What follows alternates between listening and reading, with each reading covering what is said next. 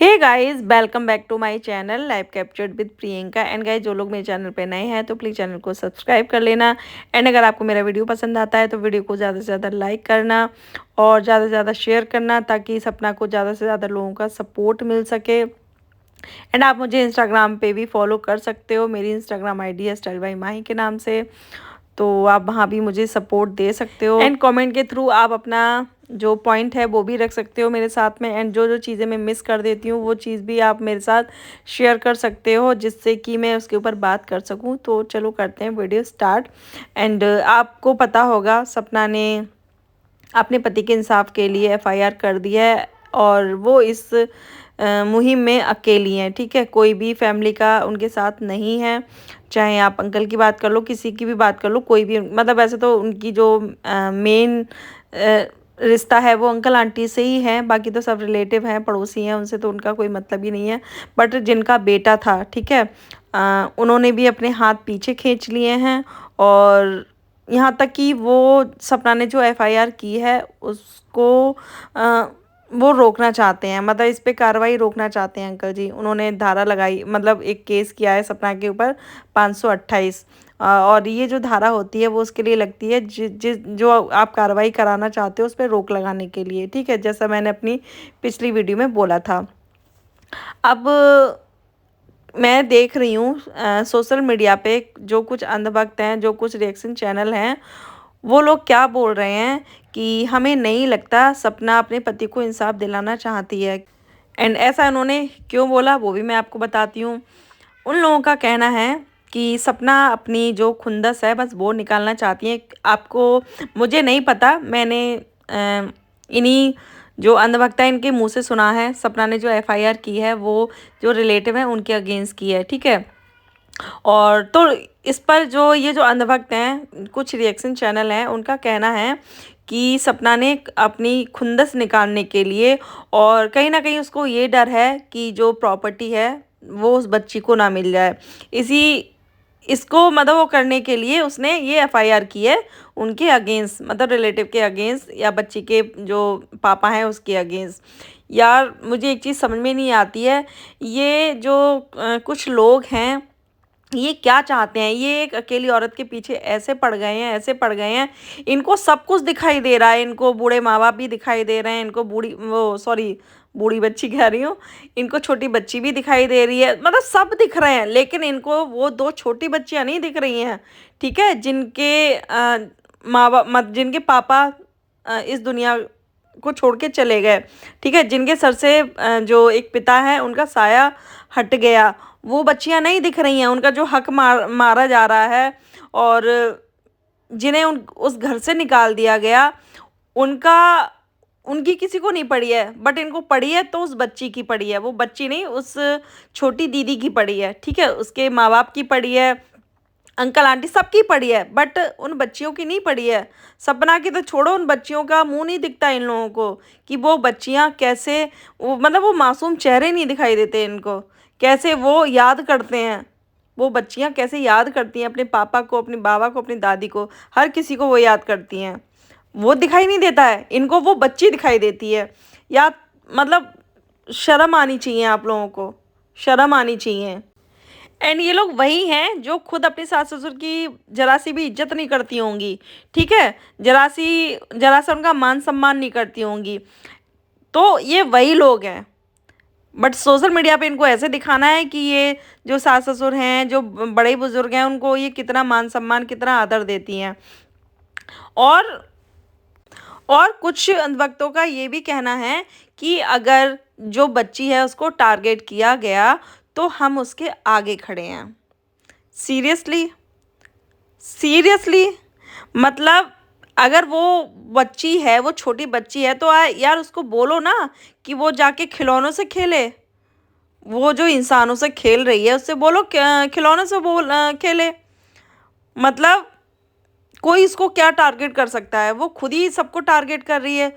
भाई उसने इतना अच्छे से सब कुछ प्लानिंग की, और स्टार्टिंग में दिखाया कि वो कितना अपनी भाभी के लिए दुखी है। जब सपना घर छोड़ के जा रही थी, जब पैकिंग वगैरह चल रही थी, तो वो बच्ची और सपना दोनों ही रो रही थी। ठीक है, दोनों ही रो रही थी। और उस बच्ची ने क्या कहा था कि भाभी मैं आपके बिना नहीं रह सकती, और उसने खुद अपने पापा को फ़ोन किया था और बुलाया था कि मैं यहाँ नहीं रह सकती। और उसने खुद अपनी वीडियो में भी बोला था, जब सब कुछ ठीक था, जब सपना और इनके बीच में जब सब कुछ ठीक था, तो उस बच्ची ने बोला था कि मतलब मैं पिस रही थी, ना मैं उधर की बोल सकती थी ना मैं इधर की बोल सकती थी। उसने ये चीज़ बोली थी। ठीक है। और आज की डेट में जो लोग हैं वो कह रहे हैं कि मतलब उसको टारगेट किया जा रहा है। भाई उसने, आपको पूरा गेम समझ में नहीं आ रहा कि उस बच्ची ने क्या किया है। और ना ही उसका एडमिशन उसके गांव में हुआ, उसका यहाँ से नाम ही नहीं कटा, टीसी ही नहीं कटी उसकी।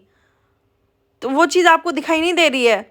मतलब सब दिखाई दे रहे हैं आपको, रिलेटिव भी दिखाई दे रहे हैं आपको, अंकल आंटी भी दिखाई दे रहे हैं आपको, बच्ची भी दिखाई दे रही है, मगर वो दो छोटी बच्चियां नहीं दिखाई दे रही हैं। और जो जिस छोटी बच्ची की आगे वो लोग खड़े होने की बात कर रहे हैं, उसके माँ बाप, रिलेटिव, सब कुछ हैं, सब हैं उसके आसपास, भाई बहन। ठीक है, रियल मम्मी पापा। और जो उसने एक रिश्ता बनाया है, जो मम्मी पापा का, वो सब हैं उसके पास, सारे रिश्ते हैं। बट जो दो छोटी बच्चियां हैं, उनके बारे में आपने सोचा है? कभी आपने सोचा है उनके बारे में? यार मुझे समझ में नहीं आ रहा है ये किस टाइप की अंधभक्ति है। और चलो ठीक है, अगर हम सपना का सपोर्ट कर रहे हैं तो आपको इतनी मिर्ची क्यों लग रही है? आप भी तो सपना के बारे में कितनी गलत गलत चीज़ें बोल रहे हो ना, कि ड्रामा और झूठ बोल रही है, उसकी सच्चाई सामने आ गई। अरे भई आपको सब कुछ पता है। बस वही है कि कुछ लोग हैं जो भेड़-चाल चल रहे हैं बस, उसके अलावा कुछ नहीं है। उनको कुछ दिखाई नहीं दे रहा। इनको कुछ भी दिखाई नहीं दे रहा, सिवाय भेड़-चाल के। एंड जो लोग ये बात कर रहे हैं कि सपना अपने पति को इंसाफ नहीं दिलाना चाहती, वो बस उसको इस चीज़ का डर है कि जो प्रॉपर्टी है वो कहीं उस बच्ची के नाम ना हो जाए। तो एक बात बताओ, जिसकी वजह से ये जो पूरा घर तबाह हुआ है, तो सपना उसके अगेंस्ट एक्शन नहीं लेगी क्या? आप लोग मुझे बताओ। हम स्टार्टिंग से बोलते आ रहे हैं अंकल आंटी का इसमें दोष नहीं है। अंकल आंटी को भी बगलाया गया था, जैसे कि सपना को बगलाया गया था स्टार्टिंग, मतलब जब वो वहाँ रहती थी, जब ये इंसिडेंट हुआ था, उस टाइम सपना को रोका गया था एफआईआर करने से। सभी लोगों ने रोका सपना को एफआईआर करने से। ठीक है, अंकल आंटी ने सपना को रोका, और अंकल आंटी को पता है आप लोगों को किसने रोका वो सारी चीज़ें करने से। तो जो इस चीज़ का जिम्मेदार है, तो उसको टारगेट नहीं किया जाए? आप ये बताओ मुझे। मतलब लोग कुछ मतलब कहीं भी मतलब दिमाग नहीं लगा रहे हैं, बोल इतनी अंधभक्ति में पागल हुए जा रहे हैं, इतनी अंधभक्ति में पागल हुए जा रहे हैं। और जब दूसरा कोई अगर सपोर्ट कर रहा है सपना का, तो वहाँ मिर्ची लग रही है, वहाँ हम मतलब उस बच्ची के आगे खड़े हैं, हम उसके आगे खड़े हैं, हम उसके आगे खड़े हैं। और अभी जो सपना लाइव में आई थी, तो कुछ लोगों का कहना है, कुछ अंधभक्तों का कहना है कि जो सपना है वो बेमन आई थी, देखो किसी का रिप्लाई तक नहीं कर रही थी, और कितनी एटीट्यूड में थी, सबको इग्नोर कर रही थी, ये कर रही थी, वो रही थी। अब अगर वो लाइव ढंग से करें, बातें करें, रोएं, बच्चियों को लाएं, तो ये लोग क्या कहेंगे? ये देखो, बच्चियों को सामने ला ला के सिंपैथी ले रही थी। ठीक है, और बच्चियों को बार बार इसलिए लेके आ रही थी कैमरे में ताकि वो लोग पीछे हट जाएं।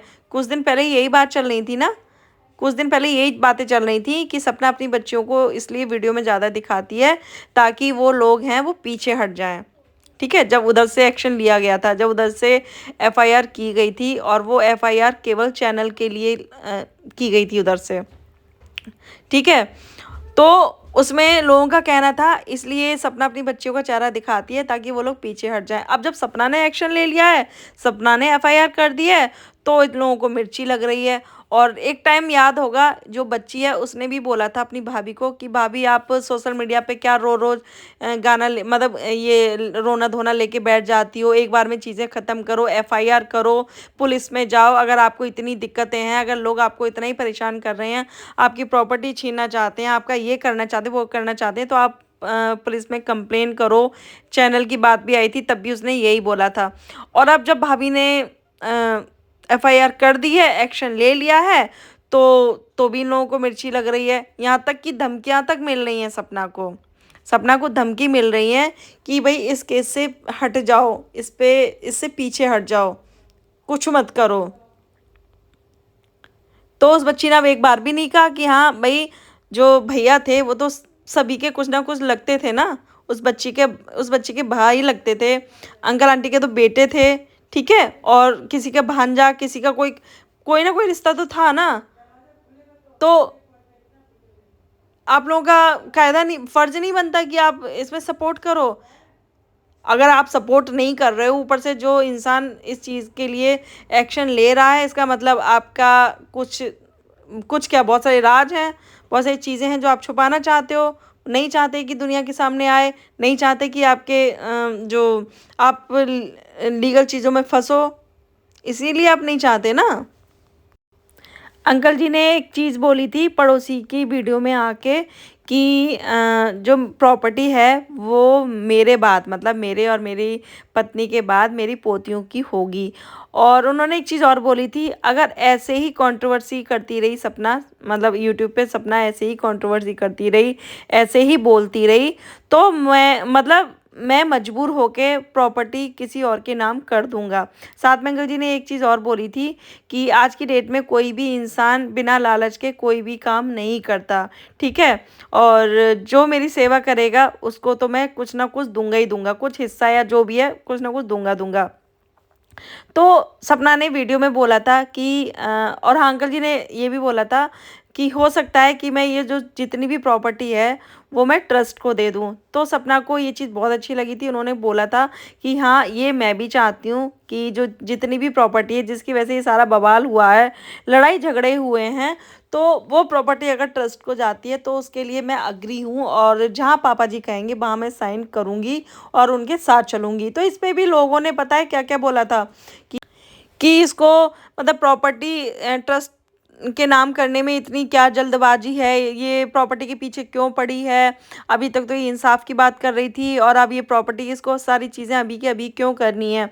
तो भाई मैंने अपनी वीडियो में भी बोला था कि कोई भी इंसान हो जिसने मेहनत की हो, मेहनत से वो प्रॉपर्टी खरीदी हो, ठीक है, मेहनत का पैसा लगा होता है, तो ऐसे ही किसी के हाथों में नहीं दी जाती है, ठीक है। और रही ट्रस्ट की बात, तो अगर हम किसी ट्रस्ट में डोनेट करते हैं पैसा, प्रॉपर्टी, रुपया, कुछ भी है, कम से कम जो इंसान इस दुनिया में नहीं है उसका नाम तो चलेगा ना, उसका नाम तो लोग लेंगे ना, उसको दुआएं देंगे, तो कम से कम ये तो रहेगा।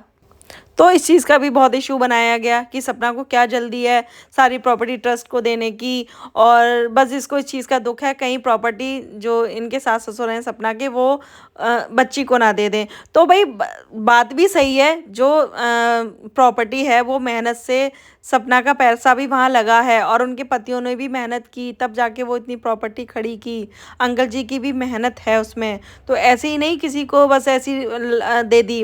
और एंड रही सेवा की बात, तो जो काम वाली दीदी आती हैं वो भी तो सेवा कर रही है ना, और मेरे ख्याल से वो इतनी ज़्यादा सैलरी भी नहीं ले रही होंगी, ठीक है, तो वो भी सेवा ही है।